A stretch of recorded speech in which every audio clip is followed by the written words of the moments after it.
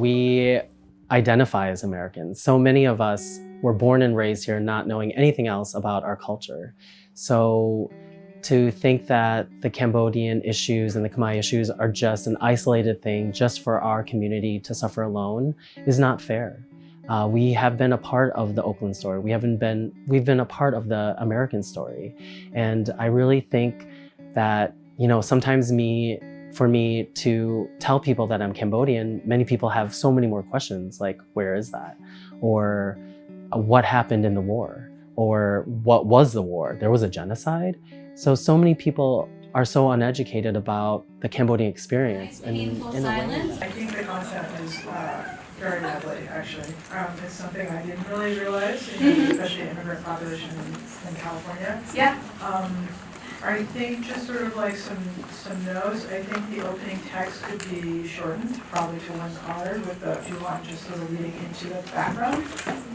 And I think actually it would, the emotion and the intensity of some of the discussion would be better enhanced by not having any music at all. I guess it just makes me reflect on how powerful fear is and how that can go through generations. And it's just not that community. There have been so many other different communities affected by kind of the same thing. I guess that story is like too long, and for that short film, there was a lot of more stuff that can be included, and maybe the light minutes, it was like enough for that. But it's very powerful how fear and it can be transferred from generations to generations and just block people from like getting to know other people in other communities. And how even if you're in a different situation, in a different culture and climate, that embedded, ingrained behavior is still going to affect generationally somebody that never experienced that. Yeah, I agree with what was just said. I think it did a good job of describing the damage that fear can do to a community. Yeah. I like that it brought attention to the Khmer Rouge. It's pleasant under the radar a little bit. I do think it would have been nice to get a little more background on some of the characters. A lot of good characters were introduced too, but nice to know a little more about them. But apart from that, I thought it was very well done. The movie actually brought some very, very vivid things back to me because I don't have direct experience with Cambodian culture in my family, but I do have direct experience with Laos culture.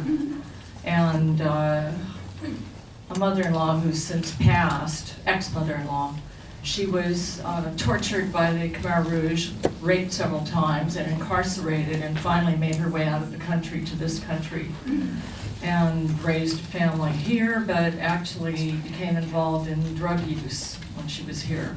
And I now see the line of torture and suffering. Well, I think filmmakers definitely have a responsibility when choosing subjects to tell, and this was a really great subject to tell. I'm a little biased because I'm second generation. I'm not Cambodian, but my family were refugees of the Communist Party during the Vietnam War. So I definitely resonated with the pain and suffering that these people suffered from. But I wish that they would have given a little bit more of a backstory, and that, like how everybody else said, and also it would have made a great documentary for like a longer, more time more of it. Yeah. Okay. So it was really well done. It was my favorite so far. One of the things I liked was how this was a very specific story that was being told, but it was impossible not to think about how many other places and times and possibly in the future this same story is going to happen, and then how do we keep our humanity if it's the fear and the violence and the brutality. So it just was very affecting, I thought. I think the movie was really well made. It was short because it's a short film festival, but it gave you enough information to want to learn more about this particular subject. Yeah. So I think this is the importance of this movie, that after watching it, I feel like I want to learn more about this specific matter. My name is Ido. I made Painful Silence. My name is Nadi. We made that. We study film together, and we had an opportunity. There was an event for social justice and mental health. They asked if students can make a short video about the topic. and Nadim got to this community through a friend. And the story of this community just really stuck with us. Personally, I didn't know anything about the genocide before, so we went into the research and what this community had to go through. We spent a lot of time with them, talking to them, lots of interviews, and it just both of us kind of just drew us into it more and more. Do you believe that each one of your stories helped passed on to some other generation? I hope so too. But I think that one of the major issues with the Cambodian community in Oakland in particular, those are the people we were talking to.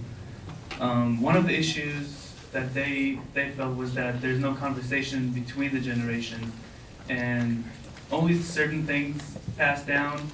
And by us connecting the different stories and showing it in a way that made sense to them, the feedback we got from a lot of the community members was that things all of a sudden click and they understand why their parents behaved the way they did and what they've been through and how things affect the children, so the parents understand the children a little better.